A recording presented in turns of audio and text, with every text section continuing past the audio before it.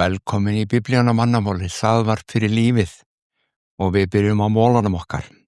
Segir svona í Efesusbréfinu, en endurnýjast í anda og hugsun og íklæðist hinu nýja manni sem skapaður í Guðs mynd. Þetta hvatning dagsins. Við erum öll stödd á mismunandi staði í lífinu. Við erum öll með ákveðna mynd af því hver við erum. Þetta ávarp hérna, þessi mól er ekki að segja, svarið er ekki, ég heiti Jón Jónsson og ég er á Norðurlandi og ég vinn í blikksmiðjunni. Það verður að fara dýpra. Staldraðu við og spurðu, hver er ég í raun og veru? Ég er faðir, ég er eiginmaður, já, þetta er fallegt og þetta er gott, en hver ertu? Staldraðu við, endurnýjast í anda og hugsun. Byrjað að hugsa upp á nýtt, hugsa hans öðruvísi. Já, beindu hugsunum þínum inn á við og segja, betur, hver er ég? Hver er ég í mínum innra manni? Svo segir, íklæðist eða taktu við því, taktu á móti því að þú ert skapaður, sköpuð í Guðs mynd. Þú og ég erum sköpuð í mynd Guðs.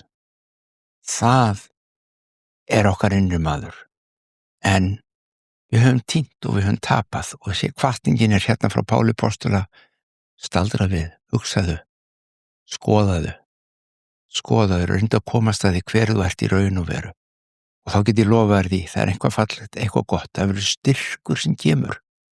Nei, þú hættir ekki að vera Jón Jónsson á Norðurlandi sem vinnur í blikksmiðjunni með þína konu og börn, nei. Það þarf ekki að breytast og breytist ekki, en það getur, þitt líf breytist til batnaði bæði fyrir þig og þau og allt í kring. Og þess að við fáum fyllingu sem ekki var til staðar áðan þegar við uppgötum hver við erum. Það er hvatningin í dag. Þú í þínum kringustæðum, sama hversu lítið eða mikið brotin þú ert.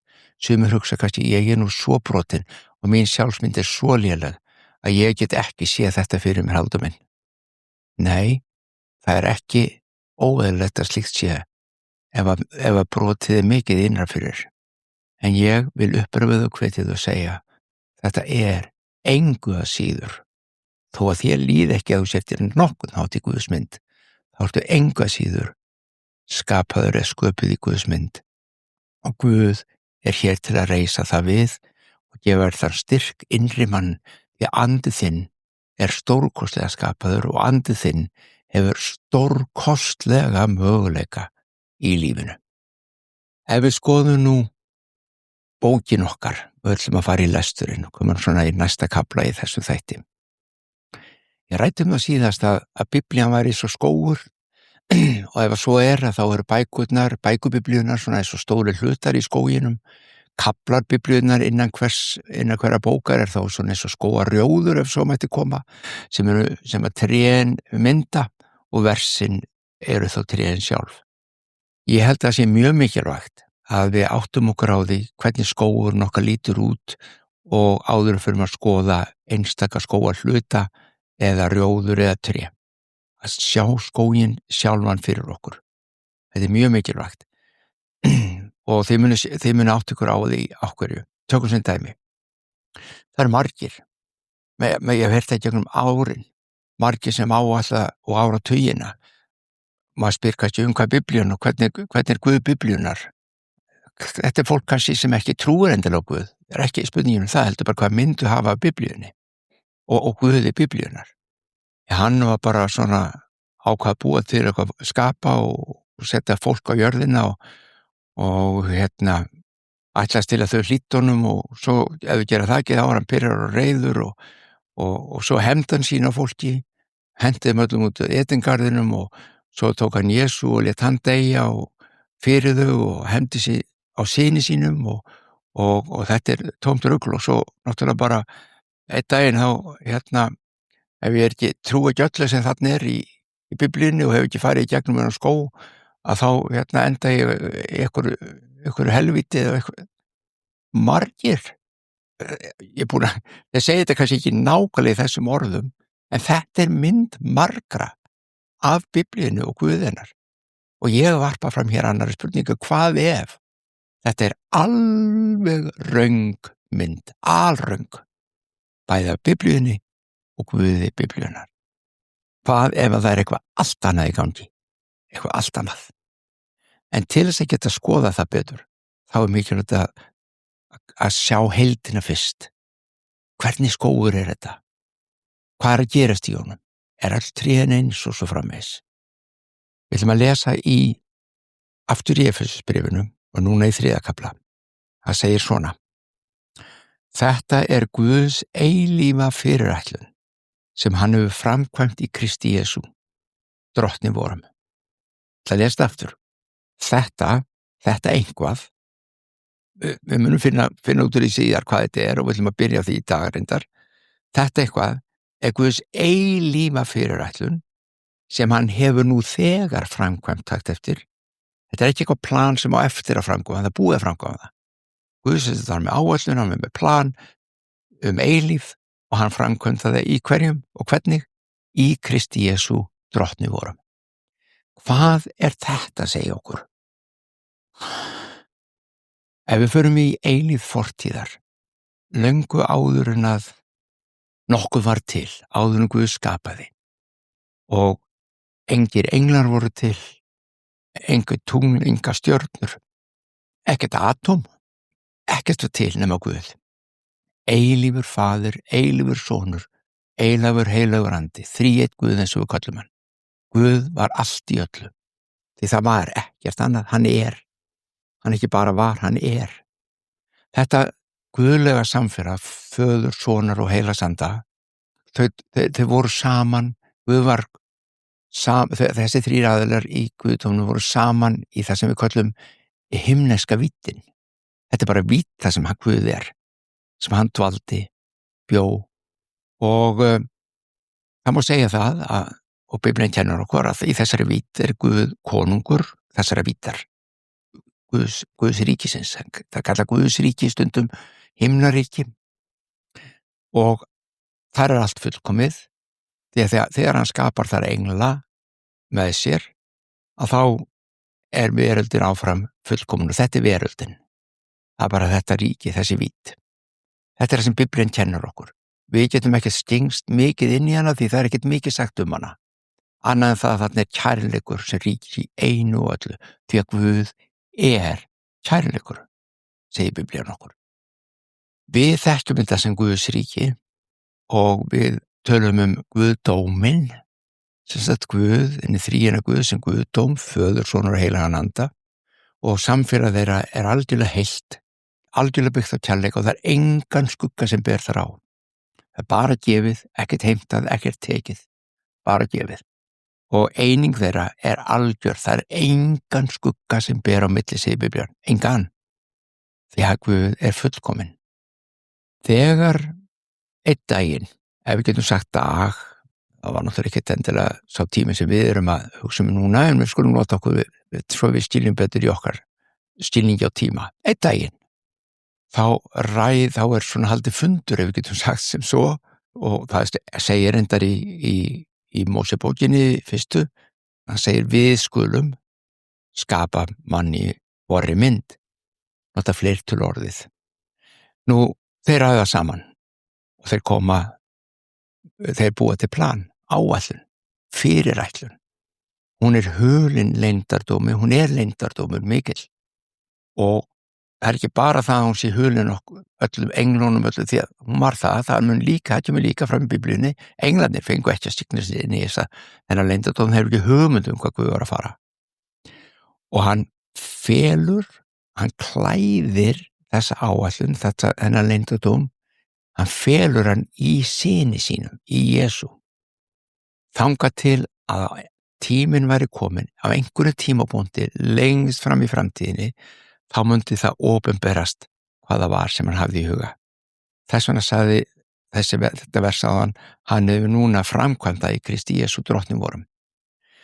Hann sagði með áætlun, við tökum þetta saman. Hann með áætlun, hann gerir plan, hann segir, ég ákveðin hluti sem ég ætla að gera og við förum aðeins yfir það og eftir. Og að því þau nú búið að opinbera það, við höfum fengið að signast inn í það og ég með áætlun og ég klára alla áætlunina hér.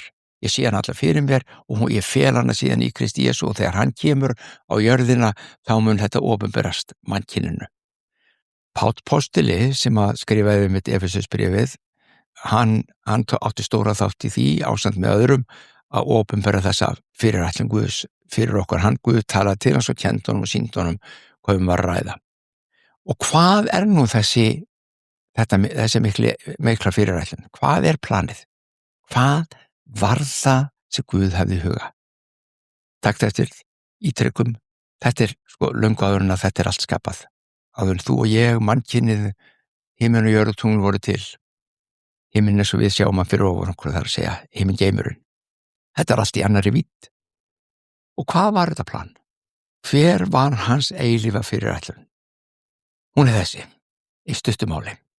Guð almáttugur, skapari himins og jarðar síðan meir, hann ákveður að búa til samfélag fólks á jörð sem ekki var til þá.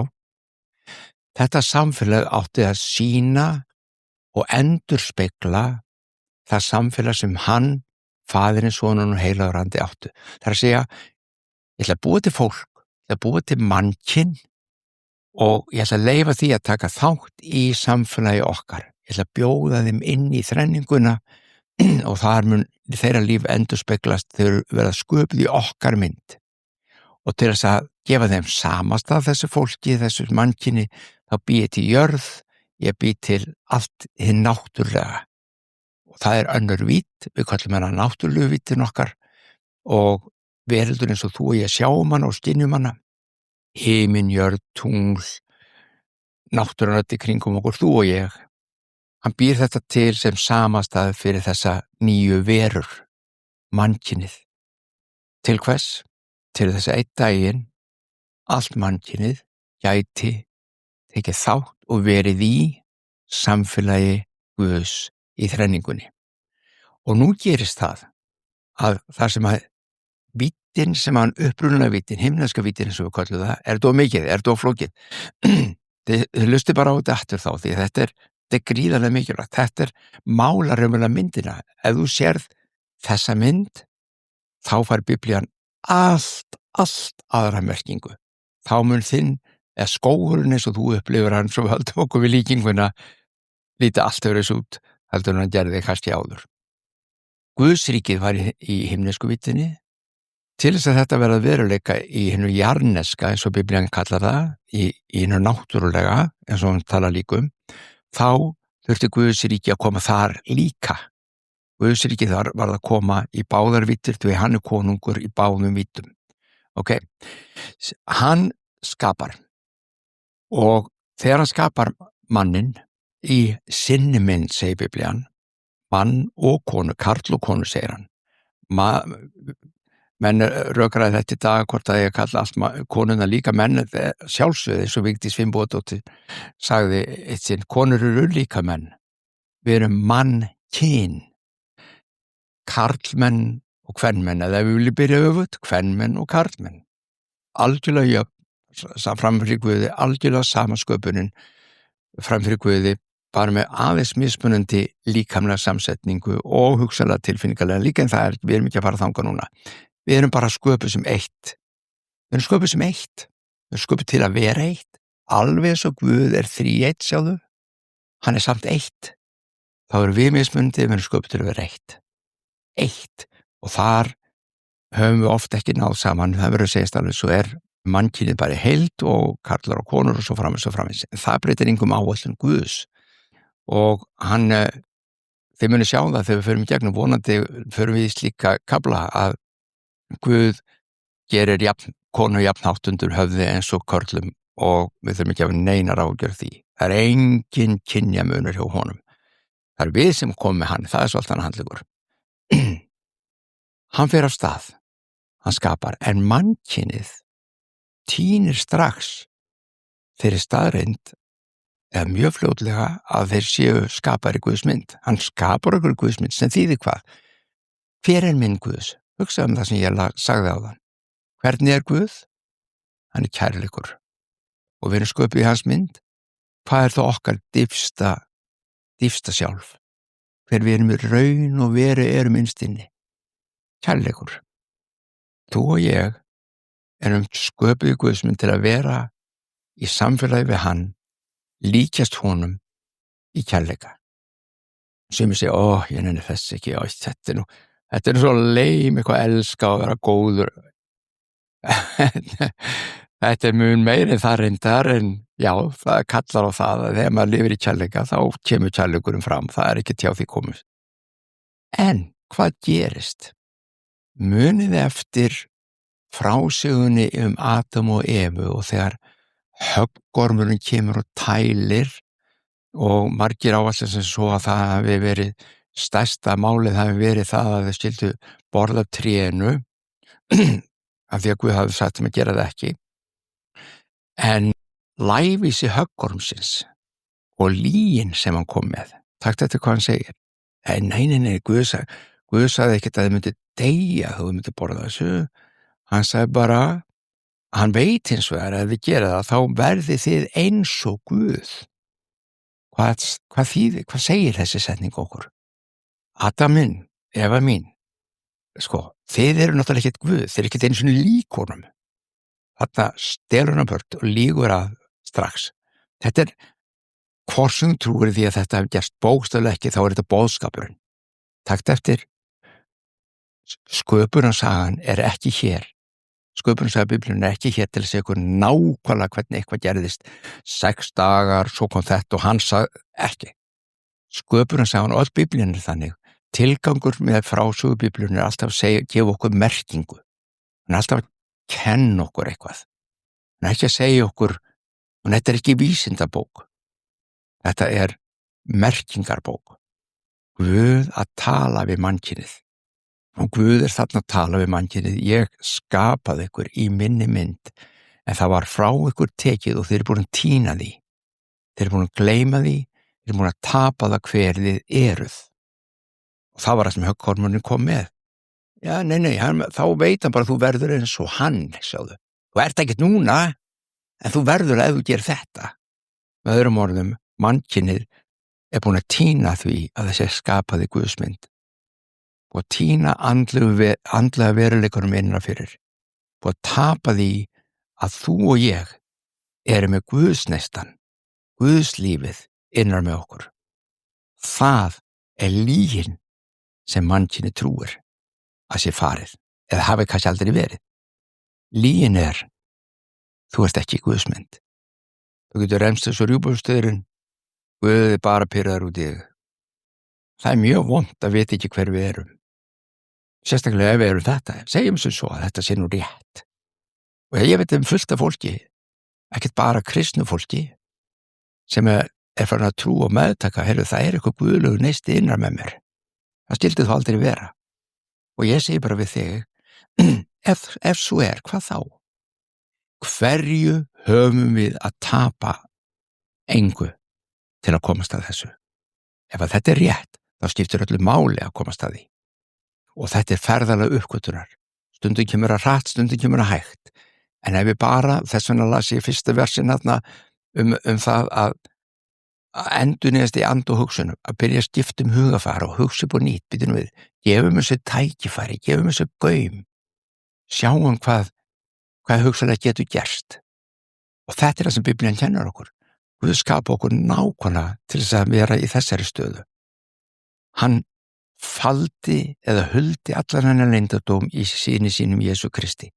Þannig einn daginn hann myndi hann koma og fletta ofan af leyndamálinu og hann myndi opinbera fyrir fólki hver við erum. Þannig að lygin sem að höggormunum komið inn í mannkynið, illa sem að dregur okkur frá Guði og segir okkur, nei, þið eru ekki nálægt, hætti þessu. Hætti að reyna. Þú og ég í Guðsmynd. Kristur kom og opinberaði það.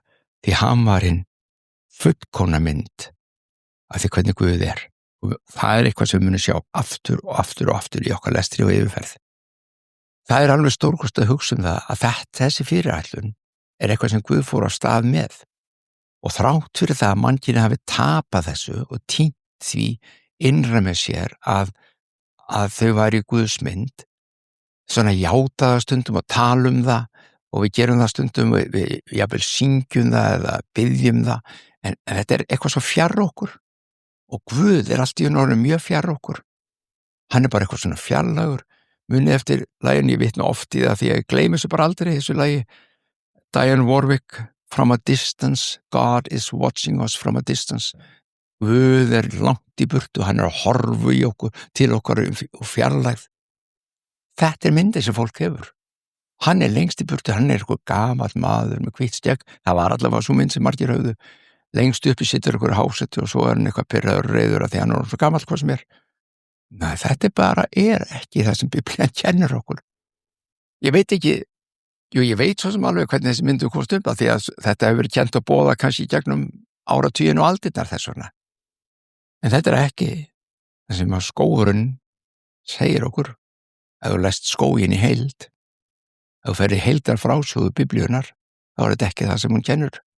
Þannig að Guð ákveður að gera alla þessu hluti, hann skapar náttúrulegu verölduna og hann skapar mannkynið og setur hana þar inn í. Með það í huga að hann einn daginn muni sýna öllum á jörðinni að þau raunverulega eins og hann. Þau sköpuð í hans mynd þar að segja. Þau afkomendur, þau synir og dætur hins lifandi Guðs. Og fáum að vera í þessu samfélagi, nándin ekki langt í burt, ekki from a distance, heldur í nánd inn í okkar innra manni. Þetta dásamlegt. Þetta ekki endilega sem allir alltaf að hugsa að skoða þegar hugsa kristna trú og Biblíuna. Þetta ferðalagi sem við erum að fara í. Þetta leyndur og leyndardómar Guðs orðs. Það nokkur atriði sem koma fram í Biblíunni sem hjálpa okkur að skilja hvað sem hann að falast eftir og ætlaði sér ekki að falast eftir, hann ætlaði sér að gera þetta og nú að komið og búið og opinberað í Kristi Jesú. En hann Guð mjög góður að hjálpa okkur að skilja. Hann notar ekki endilega hugtakaði hluti sem við skiljum ekki til þess að átta okkur á hvað hann að tala um. Því að Biblían segir okkur að það fernt sem Guð ætlaði að gera í þessari sameiningu sköpun Guðs og manna. Sköpun manna, þegar Guð skapar mennina til samfélags við sig. Hann ætlar að finna brúði, hann notar þetta hugtak að giftast, hann talar Jesús sonur hans og hann vantar brúði og það verður hjónaband. Hvað hjónaband? Mjög náið, ekki satt? Hjónaband þá verða kona og maður eitt í einingu. Það alltaf hugmyndin með því. Svo Biblían talar að Jesús Kristur fái brúði. Þetta talar nánd. Síðan talar hann hús fyrir föðurinn. Aftur það nánd. Í húsinu býr fjölskyldan. Einhverju húsi, það nánd, það innandyra, innan veggja. Síðan talar hann líkama fyrir son sinn. Meiri nánd nú ekki hægt að hafa það. Og síðan talar hann fjölskyldu fyrir föðurinn. Og allt þetta gert, allt þetta unnið af heilugum anda. Sjáðu, allir sér þetta. Biblían talar brúði fyrir Jesú Krist, að vera brúður Jesú Krist, hús fyrir föðurinn, líkami fyrir sonin, líkami Krist og fjölskyldu. Þetta hugtök sem þú og ég þekkjum og þess vegna nota Guð til að sýna okkur það bara eitt sem hann hefur í huga. Nánd. Ekki fjarlægð, from a distance, eins og ég sagði. Það myndin sem að margir hafa. Það myndin sem að svo margir hafa og það sé ekki hægt að nálgast hann og hann nálgast okkur ekki heldur. Þess vegna hann ekki góður, þess vegna hann frekar pirraður og allur þessi pakki sem fylgir þessari hugsurætti. Þú sem komin í staði til ferðalag með okkur. Fjarlægur Guð ekki biblíulegu Guð. Þetta sem ég var að lesa upp á hann eða segja, þetta ferð sem ég var að nefna. Það tilgangur, markmið Guðs, nánd, eining, kærleikur. Guð bara góður. En mannkynið var týnt. Mannkynið trúði lyginni að svona væri þetta ekki. Og þess vegna viltist það af leið og fór villugötur og lenti í vandræðum og enn margir í vandræðum að þeir ekki búin átt að sjá því hver sannleikurinn þessa hluti. Þá og drögum við það saman, þá fer Guð af stað þess að undirbúa að opinbera leyndamálið, leyndardóminn, tilganginn með öllu. Sjáðu, ef við ætlum að vita, ef við ætlum að skilja Gamla testamentið og sköpunarsögun og það sem koma eftir, þá varum við að vita það að það er gert það er skrifað í ákveðnum tilgangi. Það er farið af stað í ferðalag og ferðalagið fer bara í eina átt, í gegnum skóginn, og einn daginn er frelsarinn Jesús Kristur mættur á staðinn og hann opinberar tilganginn. Þangað til á meðan á ferðinni í gegnum, ef þú ert bara að lesa Gamla testamentið, þá sérðu ekki, býtu, hvað er að gerast hér og það sama áttu við fólkið sem var á þessu ferðalagi. Ísraelsmenn, Hebrearnir til forna, þeir voru rétt að byrja bara að meðtaka einhverja hluti sem að þau vissu lítið sem ekkert Þeir hefðu ekki fulla mynd af Guði. Enginn hafði fulla mynd af Guði. Það er bara einn sem gat sýnt okkur hann og það var Jesús sem kom löngu seinna. Þannig að þú getur ímyndað þér að þegar Ísraelsmenn, þeir sem skrifa Gamla testamentið, að skrifa, það þeirra skilningur í mólum, gjörsamlega, minn skilningur enn í mólum, okkar skilningur enn í mólum. Hvað þá heldur þeirra fyrir tíma Krists, þeir voru ekki eins og búin að sjá hvað kæmi. Þannig að þeir voru týndir í mörgum hlutum en Guð hélt utan þá, kallaði Abraham, hann bjó til þjóð og við munum tengja þetta betur sama smátt og smátt og þeir fóru að staði ferðalag, langt ferðalag og allt Gamla testamenti fjallar þeirra ferðalag í áttina að einhverju hlut sem Guð hafði ætlað að gera og gerði. En það er líka þess vegna sem við fáum alls konar uppskriftir af Guði og lýsingar á Guði í Gamla testamentinu sem passa ekkert við hvernig Jesús var og hegðaði sér og talaði. Að þeir einföldu ástæðu að þau vissi ekkert betur. Okkar Guð breytist í hug okkar þegar við breytumst. Takt eftir, hann breytist ekki vegna þess að hann breytist að því að við breytumst. Og það er stóra málið. Okkar ferðalag og okkar ferðalag uppgötunar smátt og smátt varpar skýrara ljósi á okkur sjálf, okkar innri mann og við förum að sjá hlutina í nýju ljósi. Og þá kemur myndin og hið fullkomna svar birtist síðan, var opinberið og var framkvæmt í Jesú Kristi. Lásum við á þann. Þá er allt fullkomnað. Þá sjáum við, ok, þetta er heildarmyndin. Fram að því alls konar hlutir. Sumir réttir, sumir ekki. Þetta er bara frásaga sem Guð stígur inn í, sýnir, opinberar, kemur hluti þar sem hann talar til fólks og segir, ég mun okkar kenna ykkur hérna svolítið, segir hann. Svo gerist ykkur viðburður og þá talar hann og kennir okkur, hvað getum við lært af þessum viðburði? Og smátt kemur myndin. Þess vegna, svona þurfum við að lesa Biblíuna, svona þurfum við að ganga í gegnum skóginn. Ef þú heldur að hvert einasta orð Biblíunar, hvert einasta orð sé bara beint frá Guði til þín í dag, því miður, það er bara ekki svo leiðist þó eða langið það. Er það okkur boðskapur fyrir þitt? Já. Merkingin er alltaf fyrir þig og mig og boðskapurinn fyrir þig og mig og markmið hans, þinn eilífa fyrirætlun, svo sannarlega er fyrir þig og mig. Þess vegna tökum við utan þetta. Við erum rétt að byrja. Ég hef þessa tilhneigingu, elsku vinir, að ég hef gaman að tala. Svo ég hef á tilfinningur kannski að fara svolítið út og suður. Ég hef með punta fyrir fram að mig hérna og ég hef með Biblíuna fyrir fram að mig.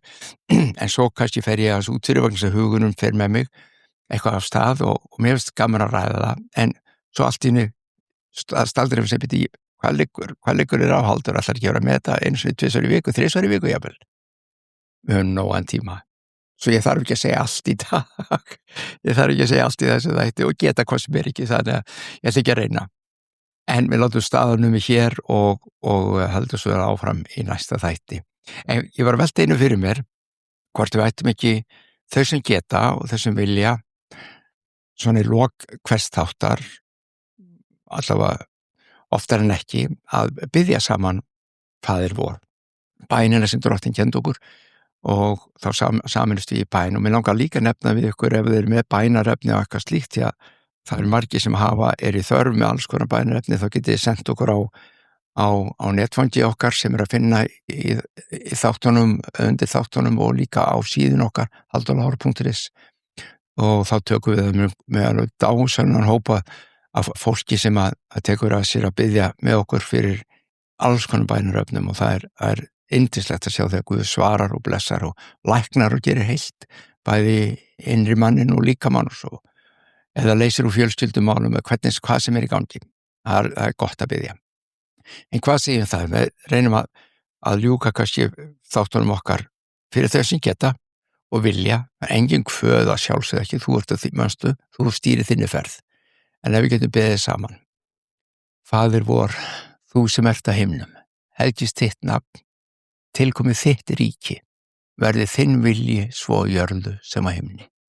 Gef oss í dag vårt daglegt brauð, fyrirgef oss vorar skuldir, svo sem við og fyrirgefum vorum skuldunautum.